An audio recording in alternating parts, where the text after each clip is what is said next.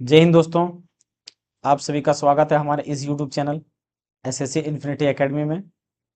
तो पिछले क्लास में हम लोगों ने दोस्तों मौर्य वंश से संबंधित क्वेश्चन को देखे थे। आज हम लोग दोस्तों गुप्त एवं गुप्त एवं दोस्तों गुप्त उत्तर साम्राज्य के बारे में देखेंगे, यानी कि गुप्ता और पोस्ट गुप्ता एम्पायर के बारे में देखेंगे। तो हमेशा की तरह दोस्तों हम लोग क्या करेंगे, कॉन्सेप्ट और क्वेश्चन को साथ ही साथ लेके चलेंगे। तो चलिए दोस्तों यहाँ पे क्वेश्चन को शुरू करते हैं। सबसे पहले यहाँ पे दोस्तों हम यहाँ पे गुप्ता साम्राज्य से क्वेश्चन को कर रहे हैं, तो हम लोग थोड़ा सा दोस्तों गुप्त अंपायर के बारे में जान लेते हैं। तो गुप्त अंपायर में क्या क्या कहा गया है, तो सबसे पहले दोस्तों यानी कि गुप्त वंश के बारे में थोड़ा सा हम लोग जानते हैं। गुप्त वंश, श्री गुप्त की बात करें दोस्तों तो इसका संस्थापक यानी कि गुप्त वंश का संस्थापक कौन है, श्री गुप्त है। संस्थापक श्री गुप्त है। अब इसकी पुत्र की बात करें श्री गुप्त का दोस्तों तो कौन है, घटोत्कच है। घटोत्कच घटोत्कच घटोत्कच। अब इसका पुत्र की बात करें दोस्तों तो चंद्रगुप्त प्रथम। चंद्रगुप्त प्रथम का पुत्र की बात करें दोस्तों तो इसका पुत्र कौन है, समुद्रगुप्त है।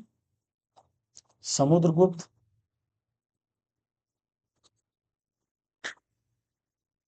समुद्रगुप्त है। पर इसकी पुत्र की बात करें दोस्तों तो रामगुप्त है। कौन है, रामगुप्त। रामगुप्त है। और रामगुप्त के साथ साथ दोस्तों इसके समुद्रगुप्त का दो पुत्र, एक रामगुप्त और एक चंद्रगुप्त द्वितीय। चंद्रगुप्त द्वितीय है। चंद्रगुप्त द्वितीय है। चंद्रगुप्त द्वितीय है। अब देखिए दोस्तों इसमें अगर देखा जाए तो सबसे यानी कि दोस्तों संस्थापक के रूप में कौन जाना जाता है, संस्थापक के रूप में श्रीगुप्त को जाना जाता है। लेकिन वास्तविक संस्थापक की बात करें तो चंद्रगुप्त प्रथम को माना जाता है। वास्तविक संस्थापक किसे माना जाता है, चंद्रगुप्त प्रथम को। चंद्रगुप्त प्रथम को वास्तविक संस्थापक माना जाता है। वास्तविक संस्थापक किसे माना जाता है, चंद्रगुप्त प्रथम को माना जाता है। अब अगर समुद्रगुप्त की बात करें दोस्तों तो समुद्रगुप्त इसमें से ज्यादा फेमस है। समुद्रगुप्त क्या है, ज्यादा फेमस है। समुद्रगुप्त को दोस्तों भारत का नेपोलियन कहा जाता है। भारत का नेपोलियन कहा जाता है। भारत का नेपोलियन कहा जाता है। और इसका दरबारी कवि कौन था दोस्तों, गुप्त की दरबारी कवि कौन था, ये भी पूछा जाता है कि समुद्रगुप्त का दरबारी कवि कौन था। तो दरबारी कवि कौन था, हरिसेन था। कौन था, हरिसेन था। और हरिसेन ने दोस्तों समुद्रगुप्त के बारे में लिखा है। अब इसमें से अगर सबसे प्राक्रमिक शासक की बात करें दोस्तों तो सबसे प्राक्रमिक शासक कौन था, चंद्रगुप्त द्वितीय जो था वो सबसे पराक्रमी शासक था। सबसे पराक्रमी शासक कौन था, पराक्रमी यानी कि योद्धा के रूप में सबसे ज्यादा पराक्रमी कौन था, चंद्रगुप्त द्वितीय था। चंद्रगुप्त द्वितीय था। अब दोस्तों यहाँ पे एक चीज और पूछा जाता है कि चंद्रगुप्त द्वितीय के दरबार में यानी कि किसके दरबार में नौ रत्न थे, किसके दरबार में नौ रत्न थे। तो चंद्रगुप्त द्वितीय के दरबार में नौ रत्न थे। जो नौ रत्न थे किसके दरबार में थे, तो चंद्रगुप्त द्वितीय के दरबार में थे। चंद्रगुप्त द्वितीय के दरबार में नौ रत्न थे। और इन नौ रत्न में से दोस्तों कौन कौन से थे, अमर सिंह थे। तो ये भी पूछा जाता है कि अमर सिंह किसके दरबार में थे, तो अमर सिंह किसके दरबार में थे, चंद्रगुप्त द्वितीय के दरबार में थे। अब अमर सिंह की बात करें तो अमर सिंह का क्या काम था, तो ये अमरकोश बुक लिखते थे। ये अमरकोश बुक किसने लिखा है, तो अमर सिंह ने लिखा है, जो इसके नौ रत्नों में से एक था। अगर दूसरी की बात करें दोस्तों तो धनवंतरी है। क्या है, धनवंतरी। अब धनवंतरी की बात करें दोस्तों तो धनवंतरी चंद्रगुप्त द्वितीय के दरबार के चिकित्सक थे। चिकित्सक का मतलब क्या दोस्तों, डॉक्टर। चिकित्सक का मतलब क्या, डॉक्टर थे। अब तीसरी की बात करें दोस्तों तो ये इसका दरबारी कवि एक क्या था, हरिसेन था। हरिसेन हरिसेन दोस्तों समुद्रगुप्त द्वितीय से चला आ रहा था, तो दरबारी कवि हरिसेन ही था। कौन था, हरिसेन ही था। दरबारी कवि थे, दरबारी कवि। और चौथे की बात करो दोस्तों तो चौथा में से कालिदास भी इन्हीं के कार्यकाल का थे। कालिदास भी इन्हीं के नौ रत्नों में से थे। तो कालिदास क्या थे? कालिदास भी एक कवि थे, कवि थे। और पांचवी की बात करें दोस्तों, तो एक क्या है? छन छन छपनाक, छपनक। क्या है? छपनक। छपनक इसके नौ रत्नों में से एक थे। अब ये क्या थे? ये जो एस्ट्रोलॉजर होता है, ज्योतिष शास्त्र, तो ये ज्योतिष शास्त्र में, ज्योतिष शास्त्र या वास्तुकला से संबंधित थे। ज्योतिष शास्त्र और वास्तुकला से संबंधित थे। यानी कि एस्ट्रोलॉजर जो होता है, वास्तु कला से संबंधित है, यानी कि एस्ट्रोलॉजर से। और छठा की बात करें दोस्तों, तो क्या थे? शंकु थे, शंकु थे। और शंकु जो थे दोस्तों, सिर्फ ये वास्तुकला से संबंधित थे, वास्तुकला से। और सातवें की बात करें दोस्तों, तो सातवें नंबर पे कौन थे? ब्राह्ममिहिर थे, ब्राह्ममिहिर थे। सातवें की बात करें दोस्तों, तो कौन थे? ब्राह्ममिहिर थे, ब्राह्ममिहिर थे। और ये ब्राह्ममिहिर क्या थे दोस्तों? ये खगोल शास्त्री थे। ये क्या थे? खगोल शास्त्री थे, खगोल शास्त्री थे। और आठवां की बात करें दोस्तों, तो ये, उसका नाम क्या है? वरुचि। इनका नाम क्या है? वरुचि है। और वरुचि किससे किससे संबंधित दोस्तों? तो ये व्याकरण के ज्ञाता थे। जो व्याकरण, ग्रामर होता है, ग्रामर के ज्ञाता थे। और 9 नंबर की बात करें दोस्तों, तो एक अंतिम क्या बच जाता है? बेताल भट्ट। क्या है? बेताल भट्ट। और बेताल भट्ट क्या थे? तो ये एक जादूगर थे। क्या थे? एक जादूगर थे। ये एक जादूगर जादूगर थे। तो इसमें से दोस्तों ये नौ रत्न किसके दरबार में थे? चंद्रगुप्त द्वितीय के दरबार में थे। ये क्वेश्चन दोस्तों पूछा जाता है। अब दोस्तों हम लोग क्या करते हैं? क्वेश्चन की ओर देखते हैं, और जैसा जैसा क्वेश्चन आएगा वैसे हम इसके कंसेप्ट को भी देखेंगे। तो सबसे पहला क्वेश्चन क्या है दोस्तों? कि प्रयाग प्रशस्ति, जिसे इलाहाबाद अष्टम शिलालेख के रूप में भी जाना जाता है, हमें डैश की उपलब्धियों के बारे में जानकारी प्रदान करता है, जानकारी प्रदान करता है। यानी कि दोस्तों जो प्रशस्ति मतलब क्या होता है? जो अभिलेख शिलालेख पहले लिखवाया जाता था पत्थर वगैरह में, तो वो प्रशस्ति कहलाता था, शिलालेख। तो ये कहाँ पे है? इलाहाबाद के। तो ये किस वंश से या किस शासक को इंगित करता है? तो वो समुद्रगुप्त के से संबंधित को इंगित करता है। इलाहाबाद अष्टम या प्रशस्ति की बात करें, तो वो समुद्रगुप्त के बारे में लिखा हुआ है। तो यहाँ पे डी नंबर का क्या होगा? सही आंसर हो जाएगा। हर्षवर्धन निम्नलिखित में से किस वंश से संबंधित था? किस वंश से संबंधित था? तो हर्षवर्धन की बात करें दोस्तों, तो ये पुष्यभूति वंश के संबंधित थे, पुष्यभूत वंश से संबंधित थे। रवि कीर्ति का ऐहोल शिलालेख पुलिकेशन द्वितीय की डैश पर विजय के बारे में विस्तार से वर्णन करता है, विस्तार से वर्णन करता है। तो वो यानी कि हर्षवर्धन के कार्यकाल के बारे में वर्णन करता है। निम्न में से कौन हर्षवर्धन के शासनकाल में भारत आया था? हर्षवर्धन के शासनकाल में भारत आया था। तो इसमें से दोस्तों अगर हर्षवर्धन काल की बात करें, तो जुआन जांग आया था। कौन आया था? जुआन जांग आया था। तो ये किसके शासनकाल में आया था? हर्षवर्धन के शासनकाल में आया था। अब देखिए दोस्तों, अगर फाहियान की बात करें, दोस्तों, तो ये फाहियान किसके कार्यकाल में आया था? तो ये चंद्रगुप्त द्वितीय के कार्यकाल में आया था। चंद्रगुप्त द्वितीय के कार्यकाल में आया था।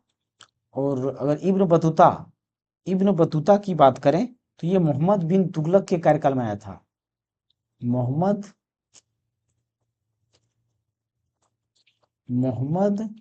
बिन तुगलक के कार्यकाल में आया था।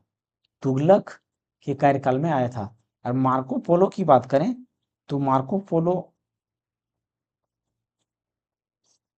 पोलो की बात करें दोस्तों, तो ये मारवर्मन मारवर्मन कुलशेखर के कार्यकाल में आया था। उस महान व्यक्ति का नाम बताएं जिसने भारत में बीज गणित के क्षेत्र में महत्वपूर्ण योगदान किया है। देखिए दोस्तों, अगर हम इनमें से बात करें तो ब्रह्मपुत्र भी गणितज्ञ थे और ब्राह्मीर भी गणितज्ञ थे, लेकिन बीज गणित के क्षेत्र में यानी कि अलजेब्रा के क्षेत्र में जिन्होंने कार्य किया है वो आर्यभट्ट थे। तो आर्यभट्ट ने क्या किया है, शून्य का खोज किया है। आर्यभट्ट ने शून्य या तो जीरो का खोज किया है, शून्य का खोज।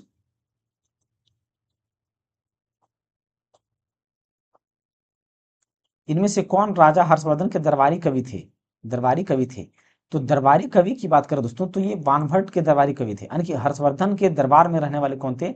बाणभट्ट कवि रहते थे। बाणभट्ट कवि रहते थे। बाणभट्ट कवि रहते थे। अब देखिए दोस्तों, इनमें से अगर चीनी यात्री हेनसांग किसके शासनकाल में आया था? हेनसांग, यहाँ अब पिछले क्वेश्चन में हमने क्या बताया दोस्तों कि वेनसांग जो किसके कार्यकाल में आया था? हर्षवर्धन के कार्यकाल में आया था। किसके कार्यकाल में? हर्षवर्धन के कार्यकाल में आया था। देश एक चीनी बौद्ध भिक्षु था जिसने नालंदा में बौद्ध शास्त्रों का अध्ययन किया था और 627 से 643 ईस्वी तक भारत की 17 वर्ष की लंबी यात्रा के लिए प्रसिद्ध है। लंबी यात्रा के लिए प्रसिद्ध है, तो वो हेनसांग था। क्योंकि हर्षवर्धन की कार्यकाल की बात करें दोस्तों तो हेनसांग आया था। इनमें से कौन हर्षवर्धन के शासनकाल में भारत आया था? हर्षवर्धन के शासनकाल में भारत आया था। तो वही क्वेश्चन फिर से रिपीट दोस्तों, तो हेनसांग यहाँ पे क्या होगा? से आंसर हो जाएगा। इनमें से कौन सा चीनी यात्री नालंदा आया और छात्र और शिक्षक दोनों के रूप में रहा? छात्र और शिक्षक के रूप में दोनों रहा, तो वो हमारे दोस्तों वो कौन थे? हेनसांग ही थे। हेनसांग पहले पढ़ने के मकसद से आया था। जो हेनसांग था चीन से आया था, वो पहले स्टूडेंट बन करके पढ़ने के मकसद से आया था, लेकिन बाद में वहीं पे रहते रहते वो शिक्षक वहां पे बन गए थे। बाणभट्ट किस राजा के दरबारी कवि थे? तो बाणभट्ट जो है हर्षवर्धन के दरबारी कवि थे। निम्नलिखित में से कौन चंद्रगुप्त द्वितीय के 9 रत्नों में से एक है? 9 रत्नों में से एक है। तो हमने क्या देखा दोस्तों? 9 रत्न के बारे में देखा चंद्रगुप्त द्वितीय के बारे में।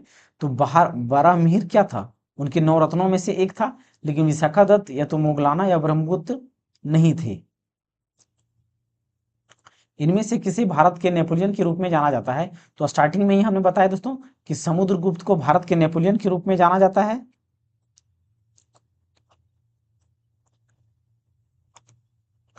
प्राचीन भारतीय इतिहास के सबसे महत्वपूर्ण शासकों में से एक चंद्रगुप्त द्वितीय की पुत्री का नाम बताएं। चंद्रगुप्त द्वितीय की पुत्री का नाम बताएं। तो देखिए दोस्तों, चंद्रगुप्त द्वितीय की पुत्री की बात करें तो उनकी पुत्री क्या थे, का नाम क्या था? प्रभावती था। क्या था? प्रभावती था।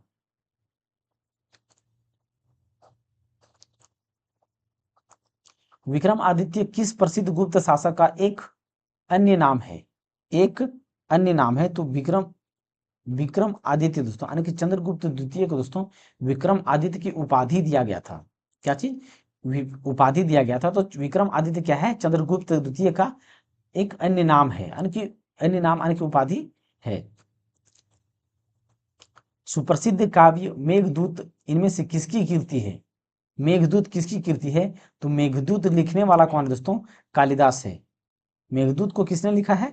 तो कालिदास ने लिखा है। प्रशस्ति में किस राजवंश के शासकों ने अपनी उपलब्धियां लिखी है? अपनी उपलब्धियां लिखी है, तो वो गुप्त वंश के शासकों ने लिखी है। गुप्त साम्राज्य के गुप्त साम्राज्य के निम्नलिखित राजाओं में से कौन एक अच्छा वीणा वादक भी थे? अच्छा वीणा वादक भी थे। तो समुद्रगुप्त की बात करें दोस्तों तो ये अच्छा वीणा वादक भी थे। ये क्या थे? अच्छा वीणा वादक भी थे, यानी कि ये वीणा बहुत अच्छा शौकीन थे। ये वीणा बजाने के शौकीन थे। किस युग को प्राचीन भारत का स्वर्ण युग कहा जाता है? तो देखिए दोस्तों, गुप्त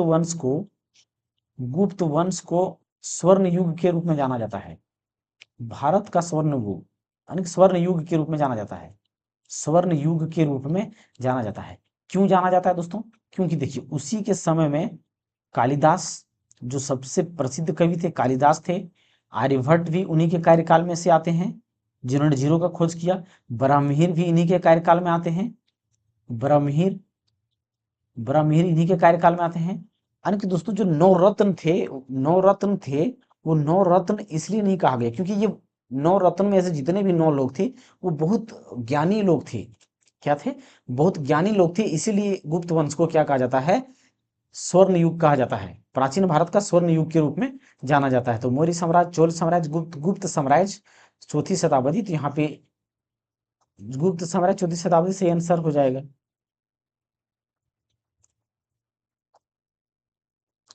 किस काल को भारतीय इतिहास का स्वर्ण युग कहा जाता है? तो गुप्त काल को कहा जाता है। अभी हमने देखा दोस्तों पिछले क्वेश्चन में ही, नालंदा विश्वविद्यालय को विश्व के महान प्राचीन विश्वविद्यालयों में से एक तथा महत्वपूर्ण बौद्ध शैक्षणिक उत्कृष्टता केंद्र माना जाता है। इसकी स्थापना किस भारतीय शासक ने की थी? किस भारतीय शासक ने की थी? तो इसकी स्थापना दोस्तों कुमारगुप्त प्रथम ने की थी। किसने की थी? कुमारगुप्त प्रथम ने क्या किया था? नालंदा विश्वविद्यालय का स्थापना किया था। नालंदा विश्वविद्यालय का स्थापना किया था। लेकिन दोस्तों इस नालंदा विश्वविद्यालय को जो बख्तियार खिलजी था, बख्तियार खिलजी ने क्या किया? नालंदा विश्वविद्यालय को ध्वस्त कर दिया। क्या किया? ध्वस्त कर दिया था। और कब ध्वस्त किया था? 1193 में ध्वस्त कर दिया था। ध्वस्त कर दिया था। चंद्रगुप्त प्रथम के बाद गुप्त साम्राज्य की बागडोर किसने संभाली थी? तो चंद्रगुप्त, अभी हमने स्टार्टिंग में ही क्या बताया दोस्तों कि चंद्रगुप्त के गुप्त वंश के टोटल शासकों के बारे में बताया। तो चंद्रगुप्त प्रथम के बाद कौन आया था? समुद्रगुप्त आया था। तो उसके बाद समुद्रगुप्त ने क्या किया था? मतलब समुद्रगुप्त ने बागडोर संभाला था। यानी कि चंद्रगुप्त का पुत्र कौन था? समुद्रगुप्त था। तो समुद्रगुप्त ने क्या किया था? अगली बागडोर संभाला था। हर्षवर्धन की मृत्यु के बाद प्रतिहार पाल एवं राष्ट्रकूट वंश के राजाओं ने देश पर अधिपत्य प्राप्त करने के लिए दूसरे के साथ युद्ध किया। तो किसके यानी कि कन्नौज पर, कहां पे? कन्नौज पर युद्ध, यानी कन्नौज पर आधिपत्य प्राप्त करने के लिए। क्योंकि देखिए तो कन्नौज, हर्षवर्धन की कार्यकाल की बात करें तो कन्नौज का क्या था? वहां के शासक थे। तो कन्नौज पर यानी कन्नौज क्या था दोस्तों? बीच सेंटर में आता था। तो इसको प्राप्त करने के लिए 3 शासक युद्ध कर रहे थे। एक प्रतिहार वंश के और पाल वंश के और राष्ट्रकूट वंश के राजाओं ने युद्ध किया था। लेकिन अंतिम में अगर बात करें दोस्तों तो अंतिम रूप में इस कन्नौज पर आधिपत्य किसने प्राप्त किया था? कन्नौज पर आधिपत्य प्राप्त करने वाला कौन थे? तो वो गुर्जर प्रतिहार थे। यानी कि जो प्रतिहार थे उन्होंने क्या किया था? जीत हासिल किया था। गुर्जर प्रतिहार ने, इन्होंने लास्ट में क्या किया था? यहाँ पे कन्नौज पर शासन किया था। 4वीं शताब्दी की शुरुआत में गुप्तों ने डैश में से छोटा सा साम्राज्य स्थापित कर लिया था। छोटा सा साम्राज्य स्थापित कर लिया था, यानी कि मगध स्थापित कर लिया था। मगध में, यानी कि मगध में ही आसपास में एक छोटा सा साम्राज्य स्थापित किया था गुप्तों ने। निम्नलिखित में से कौन सा नगर गुप्त वंश की राजधानी था? गुप्त वंश की राजधानी था तो पाटलिपुत्र दोस्तों गुप्त वंश का राजधानी था, जो कि वर्तमान में अभी क्या है? पटना नाम से जाना जाता है। गुप्त साम्राज्य के वास्तविक संस्थापक कौन थे? गुप्त साम्राज्य के वास्तविक संस्थापक कौन थे? तो देखिए दोस्तों हमने क्या बताया, जो श्रीगुप्त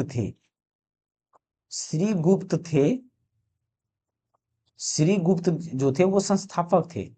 क्या थे? संस्थापक थे। लेकिन चंद्रगुप्त प्रथम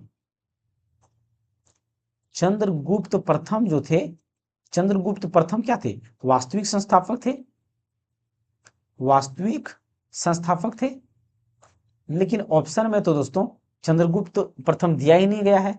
तो ऐसा कंडीशन में जब चंद्रगुप्त प्रथम नहीं दिया गया है तो 1 नंबर में जो पहले संस्थापक होगा उसी को हम मारेंगे, यानी कि सी नंबर श्रीगुप्त यहाँ पे सही आंसर हो जाएगा। अगर चंद्रगुप्त प्रथम यहाँ पे देता तो फर्स्ट आंसर हमारा क्या हो जाता? चंद्रगुप्त प्रथम होता और सेकंड नंबर पे ये आंसर होता। लेकिन जब चंद्रगुप्त प्रथम ना दिया हो तब हमें चंद्रगुप्त द्वितीय नहीं मारना है, बल्कि श्रीगुप्त को मारना है, क्योंकि यही संस्थापक, ओरिजिनल संस्थापक को, यानी कि जो पहला संस्थापक है उसी को हम आंसर लेके चलेंगे। गुप्त काल के दौरान चीन के किस यात्री ने भारत का भ्रमण किया था? भारत का भ्रमण किया था। तो भारत का भ्रमण करने वाला कौन था दोस्तों गुप्त काल में? फाहियान था। कौन था? फाहियान था। हर्षवर्धन के राज्यसभा कवि कौन थे? राज्यसभा कवि कौन थे? तो हर्ष, तो कौन थे दोस्तों? हमने स्टार्टिंग में देखा कि बाण भट्ट थे। कौन थे? बाण भट्ट थे। अब देखिए तो ये चंद्र बारदई की बात करें तो ये किसके राज कवि थे?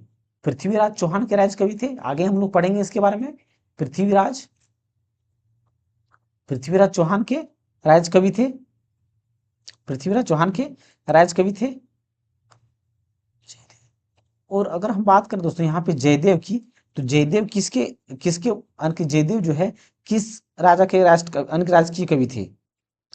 जयदेव की बात करें दोस्तों तो ये लक्ष्मण सेन के राजकवि थे। लक्ष्मण लक्ष्मण सेन के राजकवि थे। और विल्हन की बात करें दोस्तों की मृत्यु, हर्ष की मृत्यु के बाद 7वीं शताब्दी के आसपास डैश प्रभुत्व में आए और उनके काल को भारत के अंधी युग के रूप में जाना जाता है। तो देखिए दोस्तों जब हर्षवर्धन की मृत्यु हो गया तो उसके बाद राजपूतों का शासन आ गया था। उसके बाद राजपूतों का शासन आया था, उसके बाद मुगल वगैरह आया, उसके बाद अंग्रेज आया था बाद में।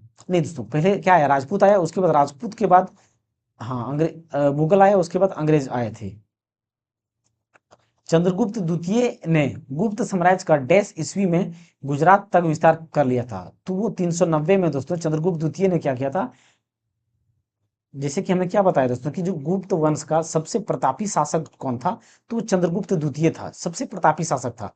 तो इन्होंने दोस्तों ये गुजरात पर जो कब्जा किया था वो 390 में किया था। चीनी यात्री इत्सिंग डैश में 3 वर्ष ठहरकर संस्कृत सीखा था। 3 वर्ष ठहरकर संस्कृत सीखा था। तो देखिए दोस्तों अगर हम यहाँ पे इत्सिंग की बात करें तो इत्सिंग दोस्तों ताम्र लिपि में ठहरे थे। कहां पर? ताम्र लिपि में ठहरे थे। अब ये ताम्र लिपि है कहां पे दोस्तों? ताम्र लिपि की बात करें तो ये ताम्र लिपि है कहां? ये ताम्र लिपि कहां पर है? पश्चिम बंगाल में है। कहां पर है? पश्चिम बंगाल में है। तो पश्चिम बंगाल के ताम्र लिपि में दोस्तों ये 3 साल तक रह ठहर करके संस्कृत सीखा था। और ताम्र संस्कृत शब्द है और ताम्र मतलब तांबा होता है। अब दोस्तों हम यहाँ पे दक्षिण भारतीय राजवंश के संबंधित चोल वंश और चालुक्य पल्लव और संगम वंश से संबंधित क्वेश्चन को देखेंगे। तो सबसे पहला क्वेश्चन इसमें क्या है दोस्तों कि संगम साहित्य की रचना किस शास्त्रीय भाषा में हुई थी? तो शास्त्रीय भाषा देखिए दोस्तों इन चारों में से हमारा क्या है? शास्त्रीय भाषा है। और हमने ये क्या बताया था कि सबसे पहले 2004 में शास्त्रीय भाषा में कौन शामिल हुआ? तमिल शामिल हुआ। फिर 2005 में संस्कृत शामिल हुआ। फिर ये मलयालम कब शामिल हुआ था? मलयालम हमारा 2008 में शामिल हुआ था। और उड़िया की बात करें तो ये 2014 में शामिल हुआ था मलयालम भाषा में। लेकिन अगर संगम साहित्य की रचना की शास्त्रीय भाषा में हुई थी तो संगम साहित्य की आने की किस भाषा में हुई थी? लाइक चोल शिलालेख से उल्लिखित गुरुकुल के अनुरक्षण हेतु प्रदान की गई भूमि को डैश कहा जाता है? डैश कहा जाता है। तो देखिए जो चोल वंश के साम्राज्य की बात करें तो जो गुरुकुल के अनुरक्षण में जो दान दिया जाता था, भूमि को दान दिया जाता था, उसे क्या कहा जाता था? उसे साला भोग कहा जाता था। क्या कहा जाता था? साला भोग कहा जाता था। साला भोग क्या कहा जाता था। और अगर वेलन वगाई की बात करें दोस्तों तो ये वेलन वगई की बात करें दोस्तों तो ये ब्राह्मणों व किसान को जो भूमि दान दिया जाता था उन्हें उसे क्या कहा? ब्राह्मण या किसान को जो दान दिया जाता था भूमि उसे वेलन वगई कहा जाता था, यानी कि दान दिया जाता था। जो कि ब्राह्मणों व किसानों को दान दिया जाता था उसे वेलन वगई कहा जाता था। वेलन वगई कहा जाता था। अब यहाँ पे दोस्तों ये ब्रह्मदेव की बात करें तो ब्रह्मदेव की बात करें दोस्तों तो यहाँ पे ब्रह्मदेव का मतलब क्या है? ब्रह्मदेव मतलब जो ब्राह्मणों को दान दिया जाता था, सिर्फ ब्राह्मणों को। तो जो ब्राह्मणों को जब भूमि दान दिया जाता था उसे ब्रह्मदेव कहा जाता था। ब्राह्मणों को भूमि दान दिया जाता था उसे ब्रह्मदेव कहते हैं। और ये पल्लीचंदम की बात करें तो पल्लीचंदम जैन संस्थाओं द्वारा दोस्तों जो भूमि दान दिया जाता है जैन संस्थाओं द्वारा, तो वो क्या कहलाता है? पलिचंदम कहलाता है। तो यहाँ पे 16 साला भोग क्या होगा? सही आंसर होगा। देश होसियल साम्राज्य की राजधानी थी। होसियल साम्राज्य की राजधानी थी, तो वो कहाँ पर है दोस्तों? द्वार समुद्र है। कहाँ पर है? द्वार समुद्र में है। तो यहाँ पे बी नंबर का क्या होगा? सही आंसर हो जाएगा। दिए गए विकल्पों में से किस राजवंश ने दक्षिण पूर्व एशिया में शिपिंग उद्यम स्थापित किए? शिपिंग उद्यम यानी कि दोस्तों समुद्रीय सीमा से या तो तटीय क्षेत्र से व्यापार शुरू किया था। तो पहला शासक कौन थे? चोल वंश थे। तो चोल वंश ने क्या किया था? समुद्री से या तो उद्गम यानी कि उद्यम या व्यापार शुरू किया था। राजा सिंह विष्णु डैश के वंश के शासक थे। डैश के वंश के शासक थे, तो ये पल्लव वंश के शासक थे।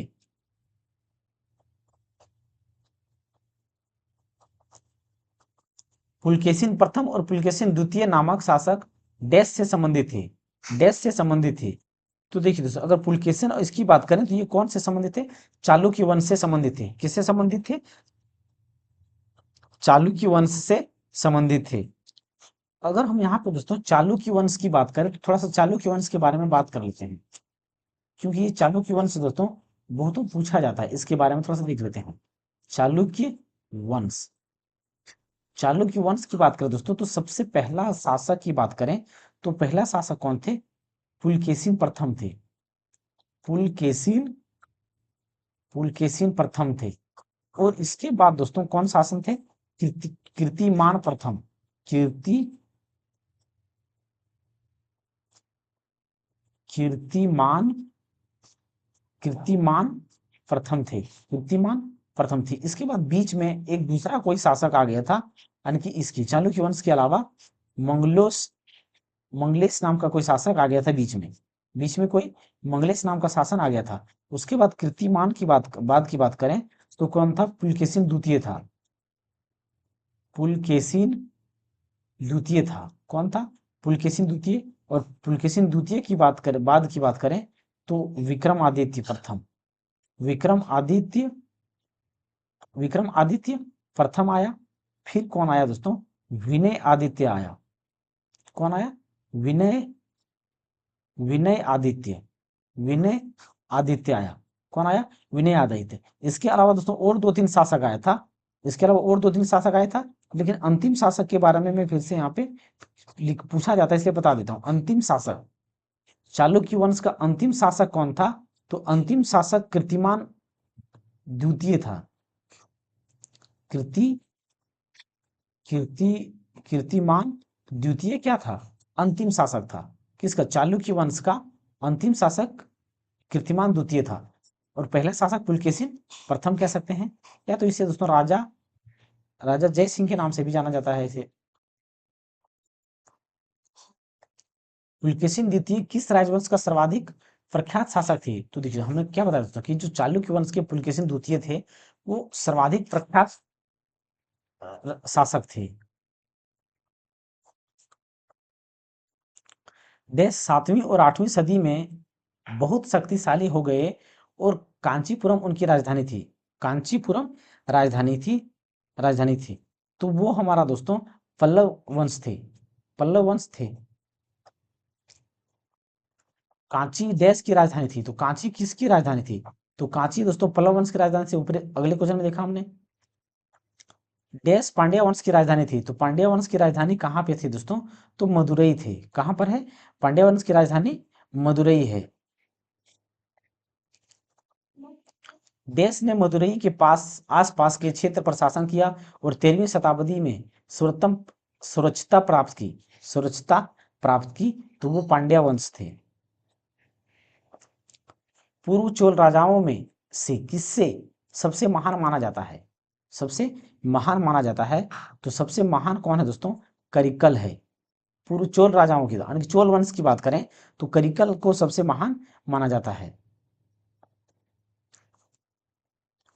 पल्लव वंश के कौन सा राजा संस्कृत नाटक भी लिखा करते थे? संस्कृत नाटक भी लिखा करते थे। तो वो महेंद्र वर्मन लिखा करते थे।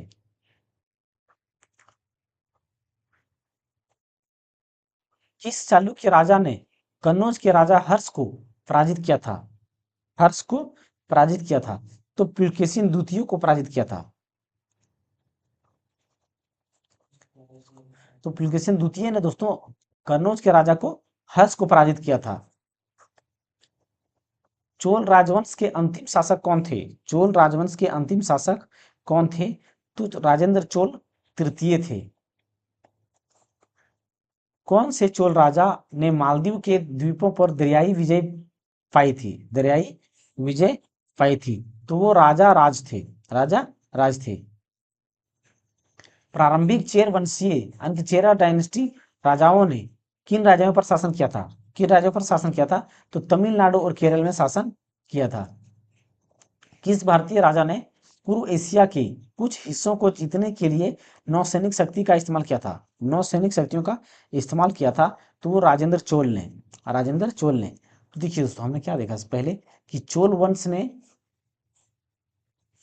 यानी कि सबसे पहले अगर नौसैनिक शक्ति के बारे में किसी ने सोचा तो वो राजेंद्र चोल यानी कि चोल वंश के शासकों ने सोचा और वो राजेंद्र चोल ने ऐसा सोचा। दोस्तों यानी कि चोल वंश और ये इनसे समीपवर्ती राजवंश के बारे में देखेंगे यानी कि बॉर्डर लाइन डायनेस्टीज जो इसके समीप डायनेस्टी होंगे उनसे संबंधित। तो 9वीं शताब्दी में स्थापित प्रसिद्ध विक्रमशिला विश्वविद्यालय की स्थापना किसने कराई थी?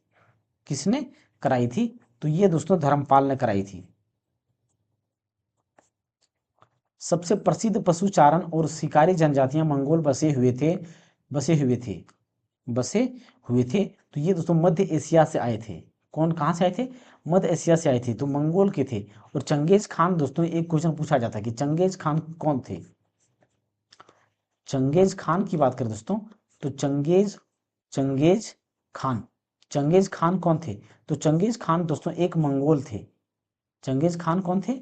एक मंगोल थे। एक मंगोल थे। विंध्या शक्ति डैश वंश के संस्थापक थे। डैश वंश के संस्थापक थे यानी कि वाकाटक के संस्थापक थे। वाकाटक के संस्थापक थे।